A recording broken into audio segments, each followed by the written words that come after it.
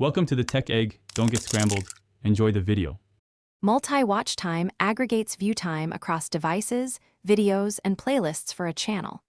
It counts minutes watched across uploads, live streams, and scheduled premieres combined. This aggregated data shows total minutes and average retention for a creator. The main benefit is speeding monetization eligibility by combining sources of watch time. YouTube requires 4,000 public watch hours to apply for monetization. Use this feature to understand where combined minutes arise and which content drives the most watch time. First, link channel accounts and enable consolidated analytics in the Creator Studio. Open Analytics and navigate to reach and engagement to view combined minutes and retention metrics.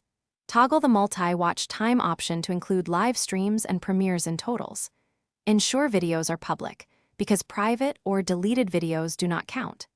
Check the time window for report ranges, like last 28 or 90 days, to compare sources. Export reports to CSV for deeper analysis and cross-device breakdowns for planning content. Improve retention by refining thumbnails, tightening the first 30 seconds, and pacing mid-rolls. Create watch playlists to encourage continuous viewing and increase session minutes per viewer. Schedule regular premieres and community posts to generate simultaneous watch spikes. Promote content across social platforms to drive new viewers and repeat sessions. Analyze retention graphs and drop-off points to rework weaker segments and increase average view duration. Maintain consistent uploads and engagement to steadily approach.